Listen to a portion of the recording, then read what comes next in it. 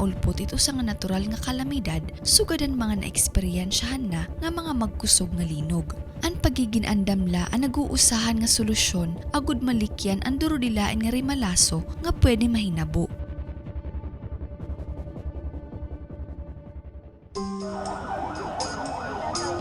Kadungan han selebrasyon han National Disaster Consciousness Month, umagi ang porlumeno 700 nga mga estudyante han Tacloban City Night High School hinusa nga earthquake drill agud maandaman ang posibleng mahinabo nga paglinog.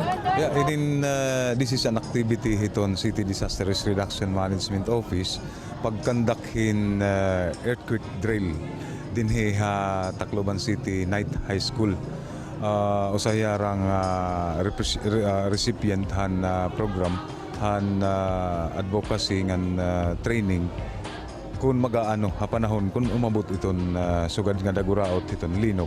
So amoy nito sa nga purpose why ngan mapapausa kamo kay gabi kay iton mga sugad nga kalamidad diri na predict kun gabi or pan. So inihirang mga estudyante por lo menos matritrain inihira hiton ira sadang buhaton while matatabuin linog.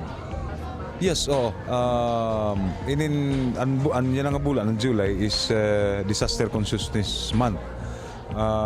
Tapos didahan July 16 ang Disaster Consciousness Day, Disaster Awareness Day.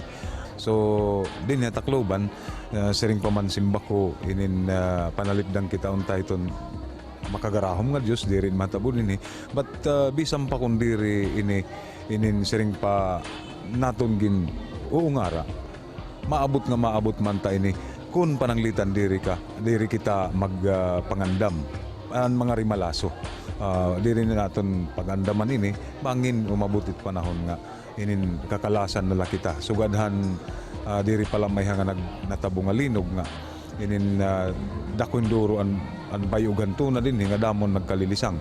So usa na ini nga mga indikasyon nga inin iton sugad din kinanglan ginpapangandaman. So yung ginawa nating drill is the main purpose talaga nito is to prepare yung concern like for example dito sa school yung mga estudyante para in case na magkaroon ng actual earthquake is prepared sila kung anong pwede nilang gawin.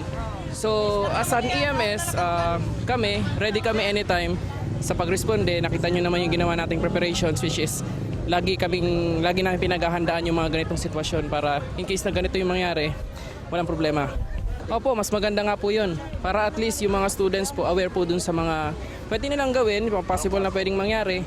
And syempre, mas maganda na rin yung community mismo, sila mismo alam nila yung mga gagawin nila at anytime na habang wala pa yung EMS. Gintatalinguha nga maandam labi na ang mga eskwelahan, pati na ang mga opisinahan syudad ha mga sugad hini nga mga sitwasyon. Nakadto gihapon ang Tacloban Chamber Volunteer ug ang Tacloban Rescue Unit para maipakita ang sakto nga pagbubuhaton nga first aid ha mga biktima in kaso may ada mahinabo nga aksidente.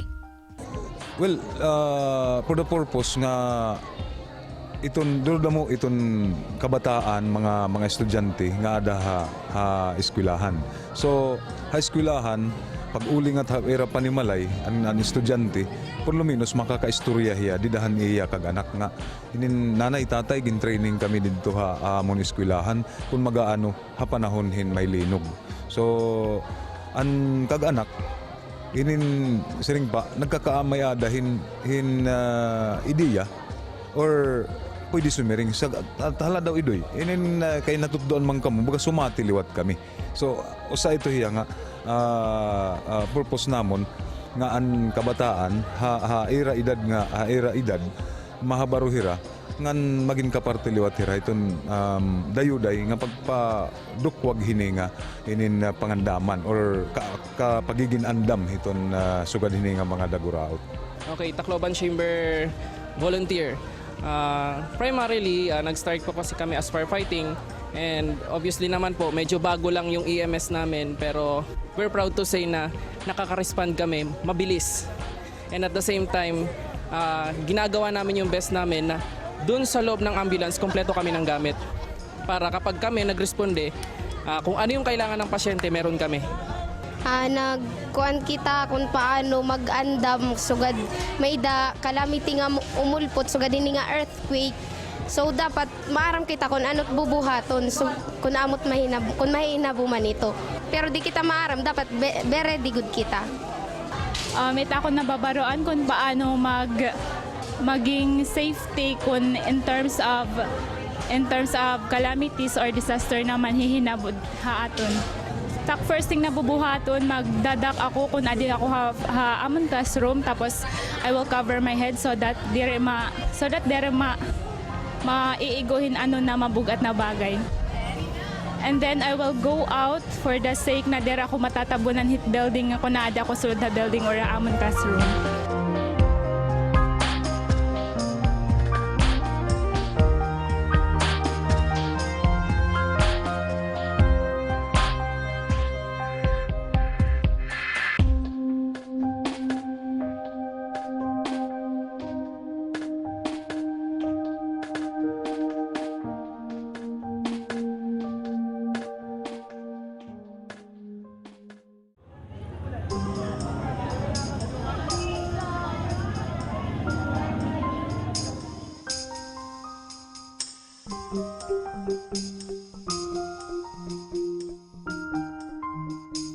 Umabat man hinbay og mahitungudin usa nga linog, may ada kumpiyansa nga makakaukoy na kita hamas taluwas og salbar nga syudad. Pinaagihan magkaurusa nga pag-andam nga ginihimuhan City Disaster Coordinating Council, malaksi nga pagresponde, kaupod ang alerto og kalmado nga hunahunhan matag usa, samtang gindudunganan hinsinsero nga pag-ampo. Inin mapanik ito hira. So that's why amo ini ito usang ang purpose nga may dakita mga drill to eradicate or if not paminus-minuson iton panic kay bisan sa bagay may da mga trained people ano kung tigda nga naabot may dahito guti ay nga tendency hin panic iton mismo iton mga rescuers hapanahon nga ada itira nga sitwasyon may dito pagpanik but nakukontain ito hiya tungod pagbalik iton sinisiring nga mga basic training and mga training nga gina-acquired plus hiton era inin siring pahamon ha military term daga sa dibdib kung may daga sa dibdib kung may daga kulba sigurado inin maiha iton pag-contain iton panic amo iton nakakausalit hinay-hinay nga ginihimo naton gin-train naton iton mga sugadin ng mga estudyante nga mahuruhabubo iton panic kundi ada irahunaw na iton presence of mind while ongoing iton disaster. Okay, sa mga students and sa community, yun, seryosohin natin yung ginagawa nating drill. Hindi ibig sabihin na drill lang ito is parang wala lang, baliwala kasi di naman to totoo, di ba? Sometimes yung iba hindi nila binapahalagahan, tawa ng tawa, which is pag nandyan na yung totoong sakuna, matataranta sila, hindi nila alam yung gagawin kasi hindi nila sineryoso. Tama? So, seryosohin natin and at the same time, tawag dito, dapat aware sila sa paligid nila, sa mga nangyayari. So, sa amin, kung gusto nyong malaman yung mga hotline namin, mas madaling tandaan yung 555. Just dial 555, then sabihin nyo lang kung nasa anong location, anong case, then respond kami kaagad. 24/7, available po yung tao namin, and hindi kami nagkukulang ng tao sa base.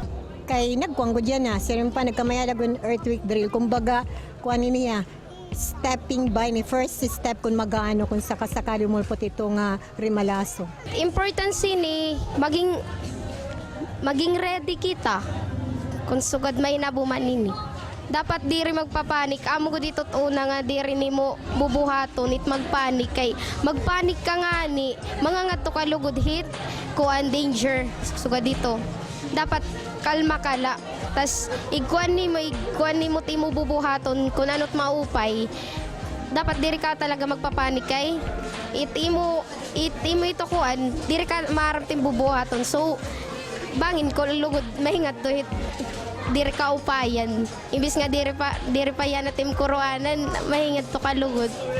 Siguro para maging ligtas kita kung ano man itong disaster na may hinabuhaton, especially yan na nga climate change talaga na hinabuhaton.